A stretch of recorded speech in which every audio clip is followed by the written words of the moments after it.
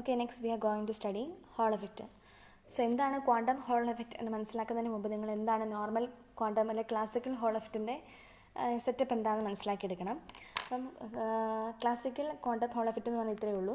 ഇവിടെ ഒരു കണ്ടക്ടർ വെച്ചിട്ടുണ്ട്. നിങ്ങൾ ആ കണ്ടക്ടറിൻ്റെ ലോങ്ങിറ്റ്യൂഡ് ഡയറക്ഷനിൽ വോൾട്ടേജ് അപ്ലൈ ചെയ്യാം. ഈ മാഗ്നറ്റിക് ഫീൽഡ് അപ്ലൈ ചെയ്യുന്നതിന് മുമ്പ് ഒരു ലോങ്ങിറ്റ്യൂഡ് ഡയറക്ഷനിൽ എന്ത് ചെയ്യുക, ഒരു വോൾട്ടേജ് അപ്ലൈ ചെയ്യുക. ഇപ്പോൾ ലോങ്ങിറ്റ്യൂഡ് ഡയറക്ഷനിൽ വോൾട്ടേജ് അപ്ലൈ ചെയ്ത് കഴിഞ്ഞ് സംഭവിക്കും ഇലക്ട്രോൺസിന് ഫ്ലോ ഉണ്ടാകും, അതിൽ കൂടെ എന്തുണ്ടാവും, കറണ്ട് ഉണ്ടാവും.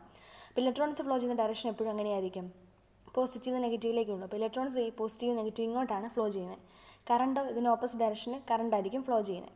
ഇത് ഓപ്പോസിറ്റ് ഡയറക്ഷനിലായിരിക്കും എന്ത് ഫ്ലോ ചെയ്യുന്നത്, കറണ്ട് ഫ്ലോ ചെയ്യുന്നത്. കണ്ടോ, അത് ഓപ്പോസിറ്റ് ഡയറക്ഷനിൽ കറണ്ട് ഫ്ലോ ചെയ്യുന്നത്. അപ്പോൾ ഇലക്ട്രോൺസ് ഫ്ലോ ചെയ്യുന്നത് എപ്പോഴും ഈ ഡയറക്ഷൻ ഇങ്ങോട്ടായിരിക്കും, അതിൻ്റെ ഓപ്പോസിറ്റ് ഡയറക്ഷനിലാണ് കറണ്ട് ഫ്ലോ ചെയ്യുന്നത്. ഇനി അപ്പോൾ ഇലക്ട്രോൺസ് ഇങ്ങനെ ഫ്ലോ ചെയ്തുകൊണ്ടിരിക്കുകയാണ്, ഈ കണ്ടക്ടർ വഴി ഇവിടെ നിന്ന് അങ്ങോട്ട് ഇലക്ട്രോൺസ് ഫ്ലോ ചെയ്തുകൊണ്ടിരിക്കുകയാണ്. ഇനി നിങ്ങളിതിന് പെർപെൻഡിക്കുലറായിട്ട് കണ്ടക്ടറിന് പെർപെൻഡിക്കുലറായിട്ട് ഒരു മാഗ്നറ്റിക് ഫീൽഡ് അപ്ലൈ ചെയ്യുക. ഒരു മാഗ്നറ്റിക് ഫീൽഡ് ഇസഡ് ഡയറക്ഷനിൽ ഇതിന് പെർപെൻഡിക്കുലറായിട്ട് അപ്ലൈ ചെയ്തു. അങ്ങനെ ഒരു മാഗ്നറ്റിക് ഫീൽഡ് അപ്ലൈ ചെയ്ത് കഴിഞ്ഞാൽ ഈ ഇലക്ട്രോൺസിലേക്ക് ഇങ്ങനെ ഫ്ലോ ചെയ്തുകൊണ്ടിരിക്കുന്ന ഇലക്ട്രോൺസിലേക്ക് ഒരു ഫോഴ്സ് എക്സ്പേർട്ട് ചെയ്യും. ഒരു ഫോഴ്സ് ഉണ്ടാവും. ആ ഫോഴ്സ് മൂലം, ആ ഫോഴ്സിനെ പറയുന്ന പേരാണ് ലോറൻസ് ഫോഴ്സ് എന്ന് പറയും. അപ്പോൾ ആ ഫോഴ്സ് മൂലം ഇലക്ട്രോൺസ് ഡീവിയേറ്റ് ചെയ്യും. ഇലക്ട്രോൺസ് ഇങ്ങനെ സ്ട്രെയിറ്റ് പാത്തിൽ കൂടെ മൂവ് ചെയ്തുകൊണ്ടിരിക്കുന്ന ഇലക്ട്രോൺസ് ഡീവിയേറ്റ് ചെയ്ത് ഇങ്ങോട്ട് പോകാൻ തുടങ്ങും. എന്നുവെച്ചാൽ കണ്ടക്ടറിൻ്റെ ഒരു സൈഡിലേക്ക് എന്ത് ചെയ്യാൻ തുടങ്ങും, അക്യുമുലേറ്റ് ചെയ്യാൻ തുടങ്ങും. അത് കണ്ടക്ടറിൻ്റെ ലെഫ്റ്റ് സൈഡിലേക്ക് അക്യുമുലേറ്റ് ചെയ്യും.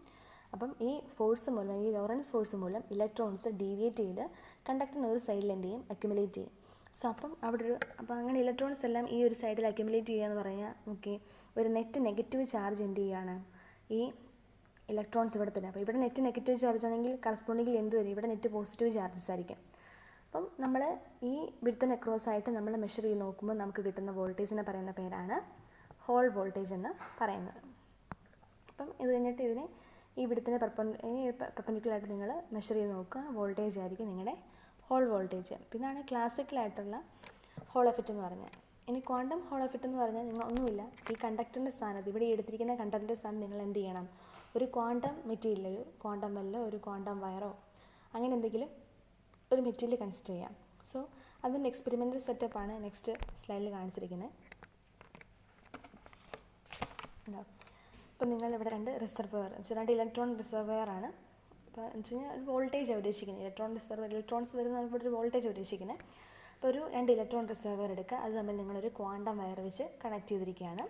ഇവിടെ നോക്കി, രണ്ട് എൻഡാണ്, 1 2 3 4 പ്രോബ്സുകൾ കണക്ട് ചെയ്തിട്ടുണ്ട്. ആക്ച്വലി ഇതിനകത്ത് 6 പ്രോബ്സാണ് മെയിൻലി ഉള്ളത്. ഈ 4 പ്രോബുകൾ യൂസ് ചെയ്യുന്ന വോൾട്ടേജ് മെഷർ ചെയ്യാൻ വേണ്ടിയിട്ട് വേറെ 2 പ്രോബും കൂടി ഉണ്ട്.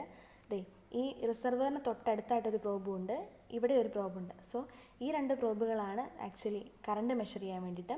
ഈ 4 പ്രോബുകളാണ് ശരിക്കും പറഞ്ഞാൽ വോൾട്ടേജ് മെഷർ ചെയ്യാൻ വേണ്ടി യൂസ് ചെയ്യുന്നത്. ഇപ്പോൾ ഈ പ്രോബിൻ്റെ ഒരു സ്ട്രക്ചർ നെക്സ്റ്റ് ഫിഗറിൽ കാണിച്ചിട്ടുണ്ട്.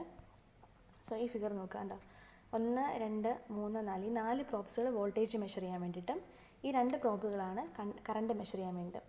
അപ്പം ഓക്കെ, കറണ്ട് മെഷർ ചെയ്യാൻ വേണ്ടിയിട്ടും യൂസ് ചെയ്യുന്നത്.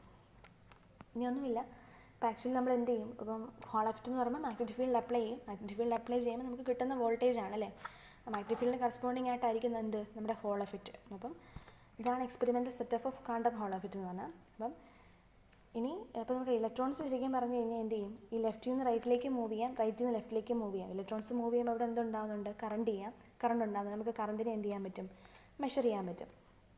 അതുപോലെ തന്നെ നമ്മൾ ഹോൾ വോൾട്ടേജ് നമ്മൾ ഷുബനക്കോ-ഡി-ഹാസ് എഫക്റ്റ് പഠിച്ചപ്പോൾ നമ്മൾ പറഞ്ഞാൽ ഹോൾ വോൾട്ടേജിൻ്റെ കാര്യം. നമുക്ക് ഹോൾ വോൾട്ടേജ് എങ്ങനെയാണ് കിട്ടിയത്, പെർപെൻഡിക്കുലർ മെഷർമെൻറ്റിൽ ട്രാൻസ്വേഴ്സ് മെഷർമെൻറ്റ് വഴിയാണ് ഒരു ഹോൾ നമുക്ക് കിട്ടിയത്. എന്ത്, അപ്പം ഈ പെർപെൻഡിക്കുലറായിട്ട് 2 പ്രോബുകൾ മെഷർ ചെയ്യുമ്പോൾ നിങ്ങൾക്ക് കിട്ടുന്ന ഹോൾ വോൾട്ടേജ് ആയിരിക്കും. ഇലക്ട്രോൺസ് ഇവിടെ നിന്ന് അങ്ങോട്ടും ഇങ്ങോട്ടൊക്കെ മൂവ് ചെയ്യും. അപ്പോൾ അതുപോലെ നമുക്ക് കറണ്ട് മെഷർ ചെയ്യാൻ പറ്റും. അതുപോലെ വോൾട്ടേജ് മെഷർ ചെയ്യാൻ വേണ്ടി പെർപെൻഡിക്കുലറായിട്ട് നമുക്ക് മെഷർ ചെയ്യാം. ഇനി ലോങ്ങിറ്റ്യൂഡൽ വോൾട്ടേജ് മെഷർ ചെയ്യണമെങ്കിൽ ഈ ലോങ്ങിറ്റ്യൂഡിലായിട്ട് 2 പ്രോബ്സ് എടുത്ത് നിങ്ങൾക്ക് എന്ത് ചെയ്യാൻ പറ്റും, ലോങ്ങിറ്റ്യൂഡുള്ള വോൾട്ടേജ് മെഷർ ചെയ്യാൻ പറ്റും. അപ്പോൾ ഇനിഷ്യലി നിങ്ങൾ ഇങ്ങനെ സെറ്റപ്പ് ഉണ്ടാക്കി വെക്കുന്നു, ക്വാണ്ടം ഹോൾ എഫക്റ്റ് എന്ന് പറയുന്ന ഈ ഒരു ക്വാണ്ടം വെച്ചിട്ട് നിങ്ങളൊരു സെറ്റപ്പ് ഉണ്ടാക്കി വെക്കുന്നു. then നിങ്ങൾ എന്ത് ചെയ്യും, മാഗ്നറ്റിക് ഫീൽഡ് അപ്ലൈ ചെയ്യും. ആക്ച്വലി അതിന് മുമ്പ് നോക്കി, ഈ ഹെഡിങ് ഉണ്ട് ഇൻറ്റിജർ ക്വാണ്ടം ഹോൾ എഫക്റ്റ് എന്ന്. അതായത് ഹോൾ എഫക്റ്റ് 2 തരത്തിലുണ്ട്. ഇൻറ്റിജർ ക്വാണ്ടം ഹോൾ എഫക്റ്റും ഉണ്ട്, ഫ്രാക്ഷണൽ ക്വാണ്ടം ഹോൾ എഫക്റ്റ് ഉണ്ട്. സോ നമ്മൾ ഷുബനക്കോ-ഡി-ഹാസ് എഫക്റ്റ് പഠിച്ചപ്പോൾ നമ്മൾ ഫില്ലിംഗ് ഫാക്ടറിന് കാര്യം പറഞ്ഞല്ലോ. ഫില്ലിംഗ് ഫാക്ടർ 2 തരത്തിലുണ്ട്, ഇൻറ്റിജറും ഉണ്ട് ഫ്രാക്ഷണലും.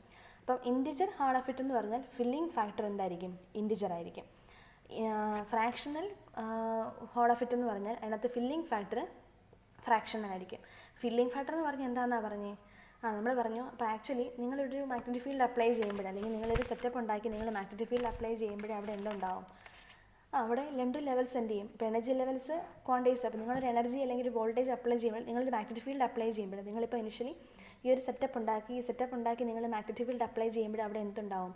രണ്ട് ലെവൽസ് ക്രിയേറ്റഡ് ആവും. ആ രണ്ട് ലെവൽസിലായിരിക്കും ഇലക്ട്രോൺസ് എന്ത് ചെയ്തിരിക്കുന്നത്? ക്വാണ്ടൈസ് ചെയ്തിരിക്കുന്നത്. ഇപ്പോൾ ഇലക്ട്രോൺസ് ഇപ്പം ഫുള്ളി ഫിൽഡ് ആണെങ്കിൽ, രണ്ട് ലെവൽസ് ഇലക്ട്രോൺസ് ഫുള്ളി ഫിൽഡ് ആണെങ്കിൽ നമ്മൾ ആ ഫില്ലിംഗ് ഫാക്ടറെ പറയും ഫ്രാക്ഷണൽ ഇൻറ്റിജർ ഫില്ലിംഗ് ഫാക്ടർ എന്ന് പറയും. ഇലക്ട്രോൺസ് കംപ്ലീറ്റ്ലി ഫിൽഡ് ആയിട്ടാണ് രണ്ട് ലെവൽസിൽ ഇരിക്കുന്നതെങ്കിൽ that filling factor is non as integer filling factor. അത് തന്നെയാണ് ഇൻറ്റിജർ ഹോൾ എഫക്റ്റ് എന്ന് പറഞ്ഞു കഴിഞ്ഞാൽ. ഇനി രണ്ട് ലെവൽസിൽ കംപ്ലീറ്റ്ലി ഫിൽഡ് അല്ല, പാർഷ്യലി ഫിൽഡ് ആയിട്ടാണ് ഇലക്ട്രോൺസ് രണ്ട് ലെവൽസ് ഇരിക്കുന്നതെങ്കിൽ ആ ഒരു ഫില്ലിംഗ് ഫാക്ടർ നമ്മൾ പറയുന്നതാണ് ഫ്രാക്ഷണൽ ഫില്ലിംഗ് ഫാക്ടർ എന്ന് പറയും. സോ ആ ഒരു ഹോൾ എഫക്റ്റിനെ പറയുന്ന പേരാണ് എന്ത്? ഫ്രാക്ഷണൽ